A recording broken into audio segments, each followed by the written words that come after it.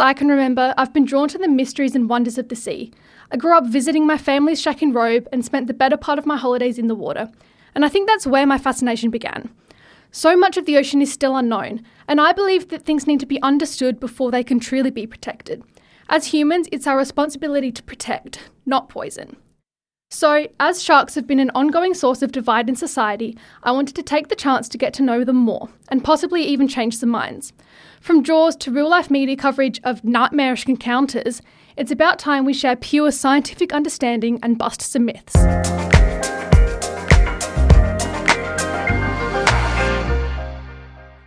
Hello and welcome to the very first episode of Beyond the Bite, Myth-Busting Shark Conversations. I'm Myf, the Mythbuster Hardy, and I'll be discussing common misconceptions around sharks, how these misconceptions can harm marine ecosystems, and what technology is emerging to help humans and sharks coexist safely.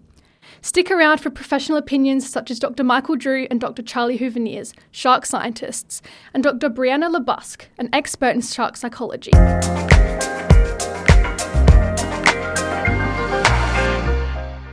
Many people don't realise the true importance of sharks in our oceans, and I want to change that. So I'm going to start by just sharing some information with you. And what you're about to hear is all thanks to Dr Michael Drew, a research scientist from SARDI. He's been kind enough to send in some answers to a few questions, which I'll be sharing with you today. Mick's role at SARDI is really diverse, but majority of his work is done within the marine scalefish fishery, as well as monitoring the commercial harvest of gummy, school and whaler sharks. A lot of Mick's recent shark research focuses on white shark mortalities and the different ways that these deaths may occur. His widespread experiences makes him more than adequate to bust some myths, so here's what he shared. As apex predators, sharks maintain the health and stability of food webs. They do this by predating or eating weak and sick individuals, which helps to maintain strong genetic stock within a prey species. Similarly, they consume species with a higher abundance, which keeps populations in balance within an ecosystem. When considering the term shark, most will imagine the classic great white shark, mouth open and menacing. But in truth, we have hundreds of shark species in our oceans. Sharks are hugely diverse, from the way they look to where they live and what they eat. Biology also ranges between species, some giving birth to few live young and others seeking shelter to lay eggs. Some sharks, such as the sleeper shark, which live in deep water caves, can even live for hundreds of years. Every shark species plays its own important role in the ocean, and understanding their movements and habitat use through tracking can help us to identify important areas for reproduction, socialising and feeding. Through Mick's experiences, he's found that fear of sharks is usually due to a lack of understanding, and the more people learn, the more anxieties reduce. Those who understand sharks and which species can be fished sustainably are able to catch species such as gummy sharks when following the given guidelines. However, likely an impact of lack of education, some people have caught an animal outside of guidelines using inhumane treatments such as mutilation. When asked if he could leave people with just one short observation or thought on sharks, Mick said that it would be letting them know about how critical they are in maintaining the health of an ecosystem and the incredibly diverse range of species-specific biology and ecology they possess.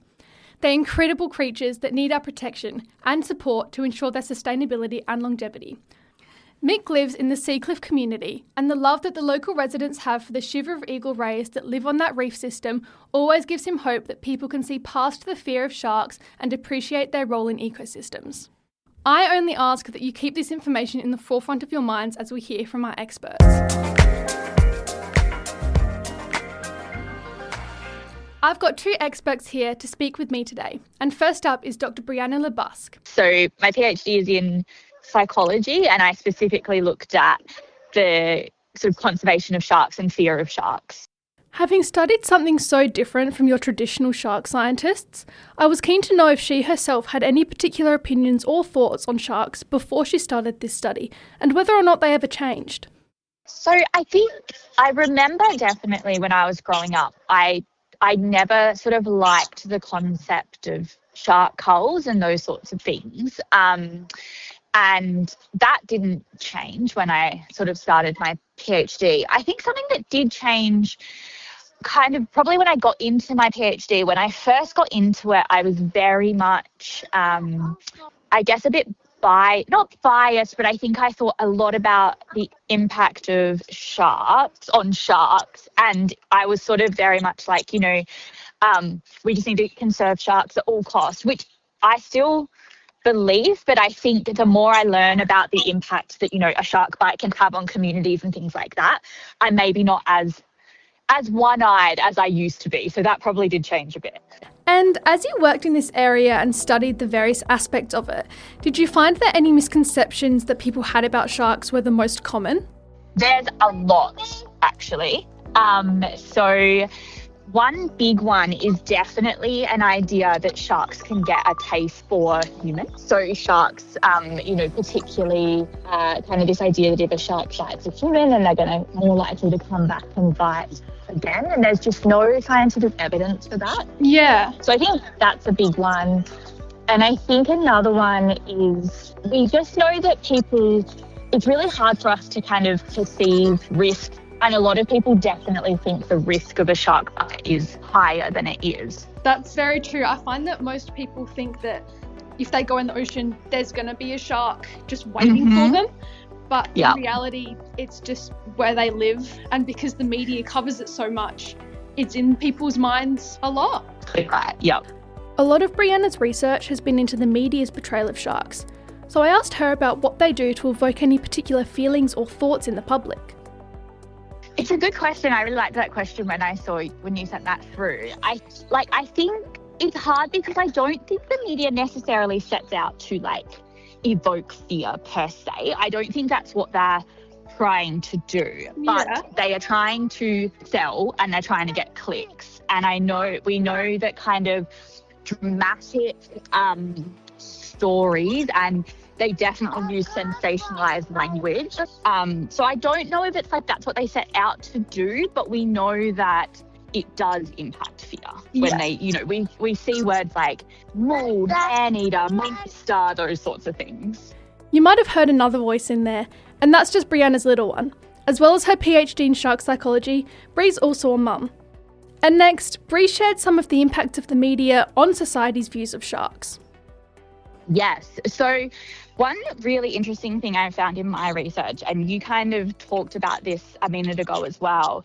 So we hear about sharks all the time in the media, and it's not always negative. So whilst there's a lot of kind of these sensationalized, dramatic sort of stories, a lot of them are just shark swims in the ocean, basically. Yeah.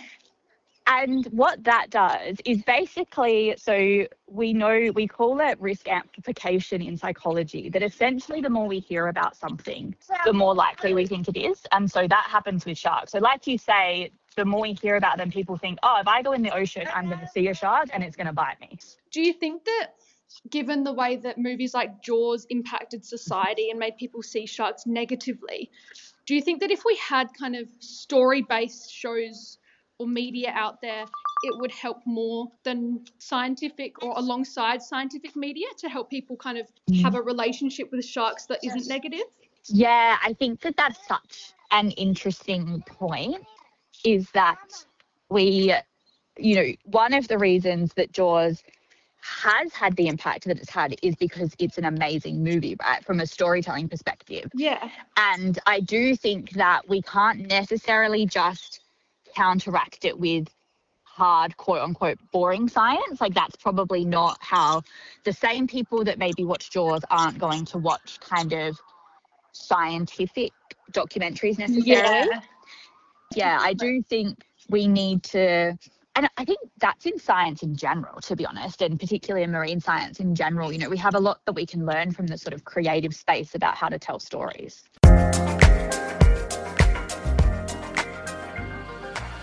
We'll now hear from Dr Charlie Huveneers, who'll share with us his research into the importance of sharks and the amazing technologies being developed to keep us and them safe. I'm a professor at Flinders University, and I lead the Southern Shark Ecology Group, and I have a standard academic position. So that means that it's considered what we call the balanced position, with half research, half lecturing. And in the research part, that's where I have that research group that we named the Southern Shark Ecology Group. and I lead a whole range of projects on sharks and ray ecology. And the current main focus of the lab relates to sustainable wildlife tourism, and primarily working and doing all the research for the white shark cage diving industry, with the other main focus being shark bite mitigation measures. What inspired you to start working with sharks in that way? And has your work kind of changed your perception of sharks at all through your research? It all really started actually when I was quite young. I think I was about 12 years old when I had to do a presentation on a shark or on an animal, and I think it was my mom that suggested, why don't you do it on sharks? And back then I didn't think too much of it, and I guess back then I was probably a bit scared of sharks. I mean, I was from Belgium. We do have a coastline, but not much of it, and I guess there isn't much exposure to sharks in Belgium compared to how much there is now in other places like Australia. So I just did the presentation, and I got a book for that presentation that made me realize how little we knew about sharks, because half of the book was about how much we didn't know that much, and that just got me interested in trying to learn a bit more about sharks and wanting to contribute to that increase of knowledge. Wow, it's really fascinating to see how long-lasting that interest can be and where it can kind of take you. That's right. And I guess I was lucky enough that I had a passion, I guess, in a way, and that I knew what I wanted to do. So that makes it much easier to focus and, do what you need to get there. When I asked Charlie about what misconceptions he's noticed are most common and if they affect marine ecosystems, he said that our fears are more often than not disproportionate to the actual risk.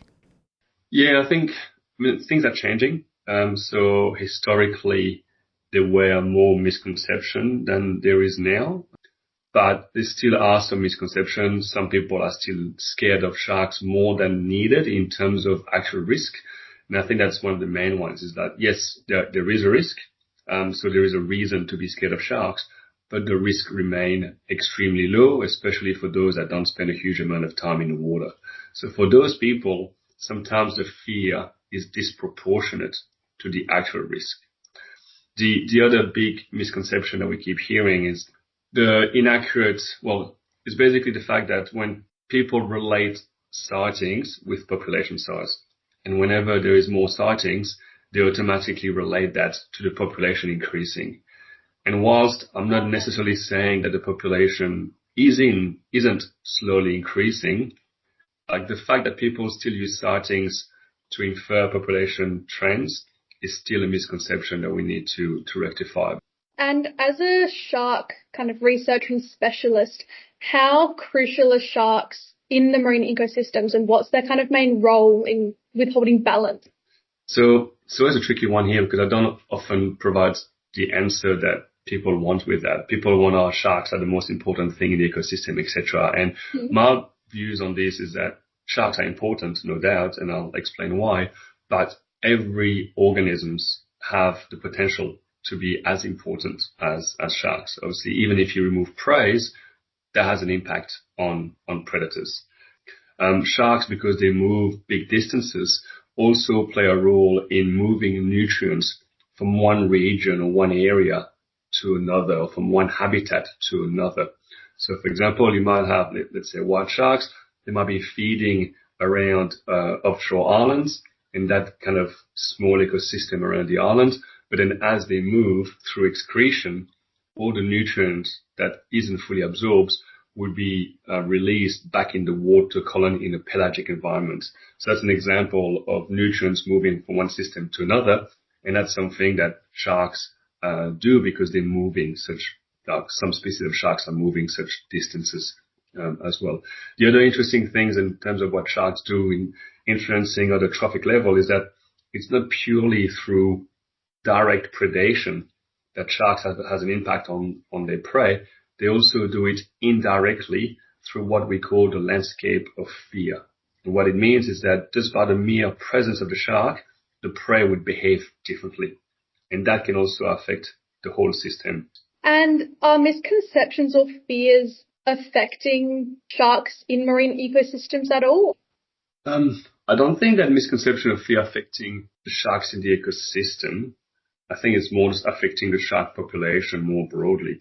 Yeah. And that's in the way that historically some people were less likely to be concerned about population status or the conservation of sharks because they weren't interested in protecting them because they were, because people didn't realize how bad some population of sharks were. Nowadays, there still are some of these concerns, but that's more because some species can be potentially dangerous to humans, and that creates a conflict between humans or between the goal of protecting these species and recovering the population, which means that the aim is to increase the number of wild sharks. But that's very conflicting with the people that are using the water for recreational activities and that are scared of sharks. So unfortunately, the potential, danger that wild sharks have on humans makes some groups of humans less likely to be supporting the protection of these species.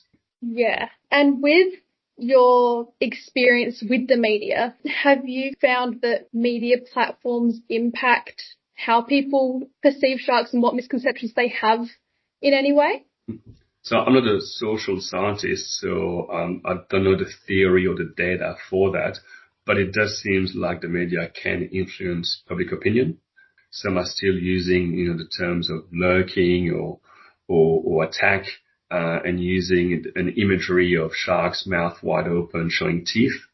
And, this doesn't help in highlighting the concerns in terms of the conservation of these animals. And what it might do is, it continue to emphasize the fear of shark, which then again leads to people potentially being less likely to support conservation. I noticed in the news, I'm not sure if it was yesterday or the day before, there was a white shark off of the Robe obelisk. Yeah. And in the news report that I did see, the reporter said that it was the stuff of nightmares. And that just kind of made me think they always use the kind of language that makes people think of fear and exactly. danger. Yeah, and then a lot of times the people who actually experienced it, they don't think about it from a nightmare perspective. I mean, they're completely safe on their boat. So a lot of them are just really interested and actually they recall the event as something really cool that happened to them rather than something being fearful. Yet the media portrays it as the stuff of nightmares. After hearing his thoughts on the media's portrayal of sharks and shark encounters, I was really interested in any ideas he had for replacing fear-oriented language.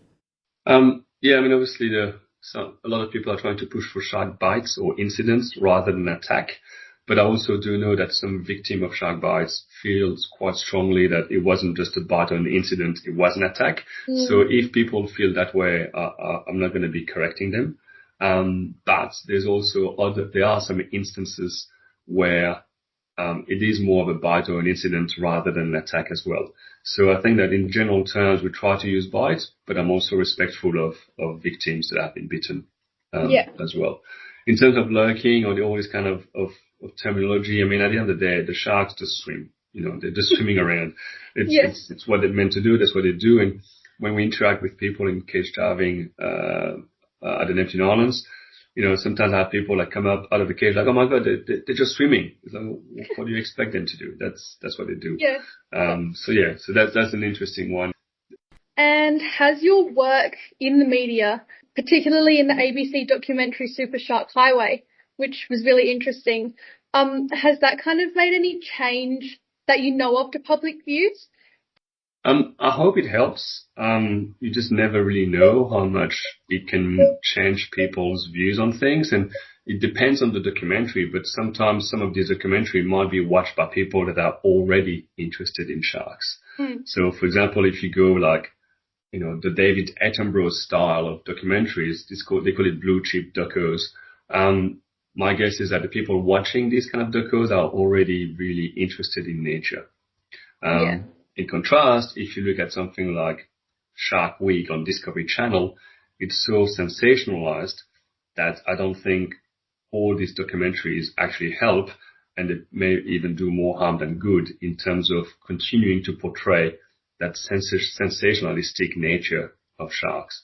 I think that Super Shark Highway was kind of in between the two to some extent.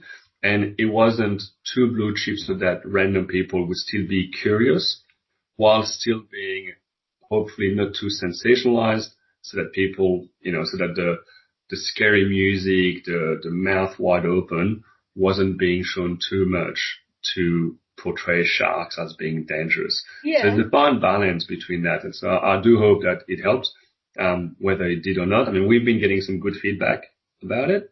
But again, people might be biased because they're not going to come up to me and tell me that it was terrible. Yeah, very true. What are your personal thoughts or perspectives on shark nets and drum lines? So there's two aspects. Obviously, there's a scientific aspect, which is all about whether they work or not, or whether they reduce, the risk of shark bites or not.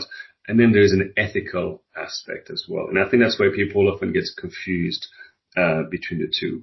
From a scientific perspective, any kind of culling nets, lethal measures can reduce risks, but the key thing is that it doesn't automatically or necessarily reduce those risks, and it really depends on the situation and also on the number of sharks being killed or being removed from the water.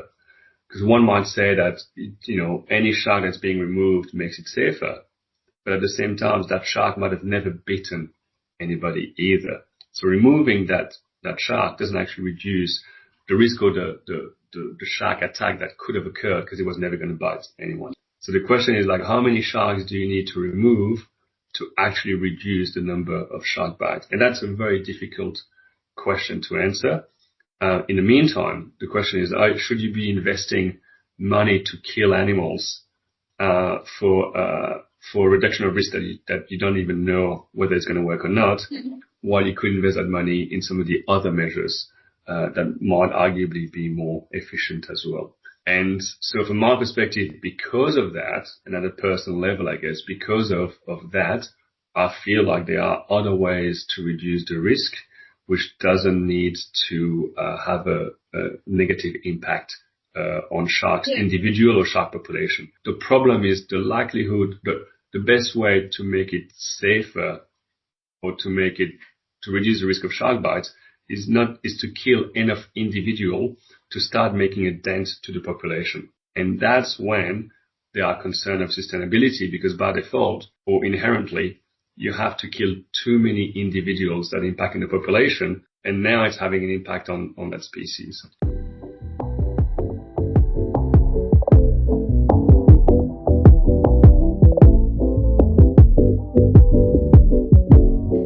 Hearing the unreliability and other impacts of current mitigation strategies in place, I was really interested to learn more about Charlie's testing of new technologies that don't harm sharks. Yeah, so most of our work has been on shark deterrent. We've done a few other things as well, but it's mostly been on shark deterrent. And that's kind of the second line of defense in terms of shark bites and reducing risks. Obviously, the first thing you might want to try to do is reduce the overlap between sharks and people. That can be done through early warning systems, culling would reduce the overlap between sharks and people, for example. And we just talked about whether that works or not.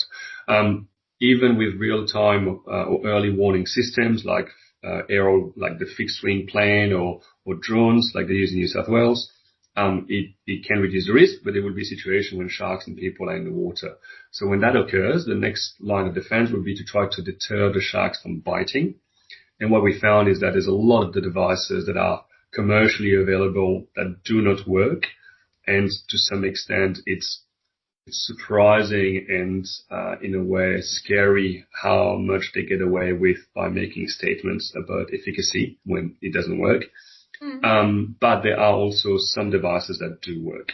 So electric deterrent can reduce the risk of shark bites. And it does so by about basically more than half the risk. And sure, there still is a risk, but if you were going to be bitten by a shark, I would rather have this occurring, 50% of the time rather than 100% of the time. Yeah. And one of the stigma is that it doesn't work when the shark is motivated or in a predatory mode. But what we found is that even when the shark comes at speed from under, highly motivated, that device will still reduce the risk of shark bite as well.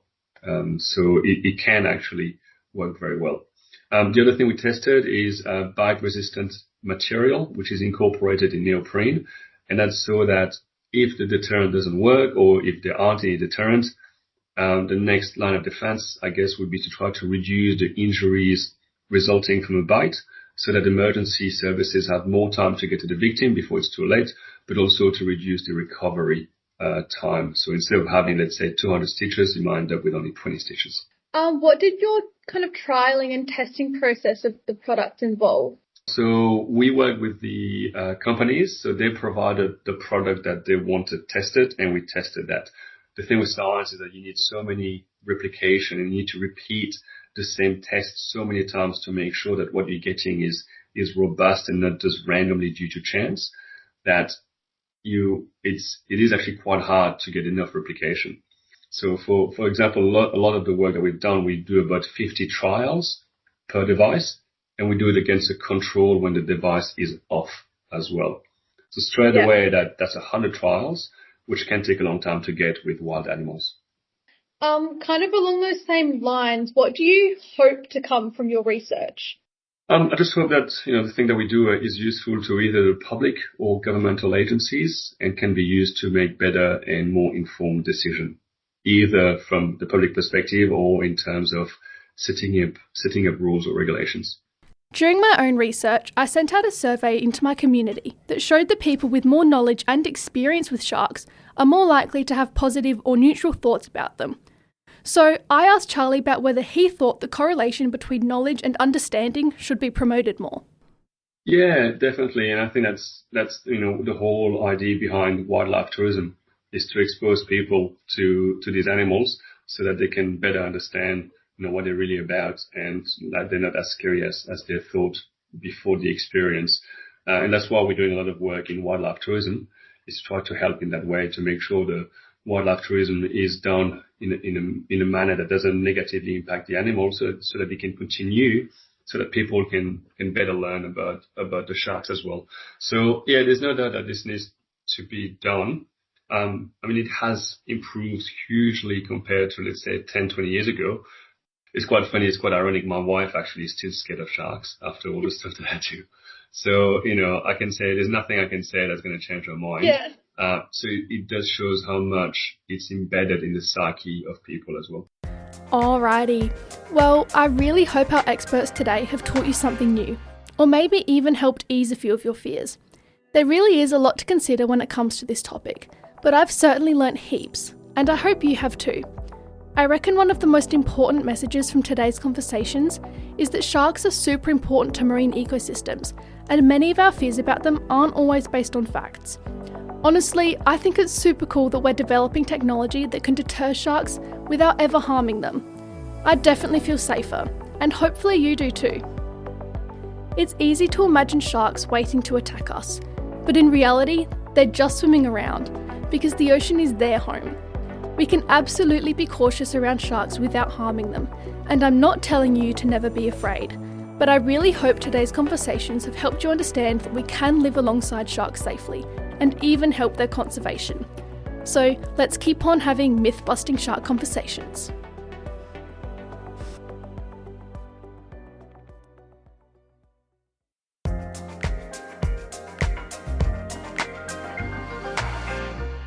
Thank you so much for listening. This has been the very first episode of Beyond the Bite, Myth-Busting Shark Conversations.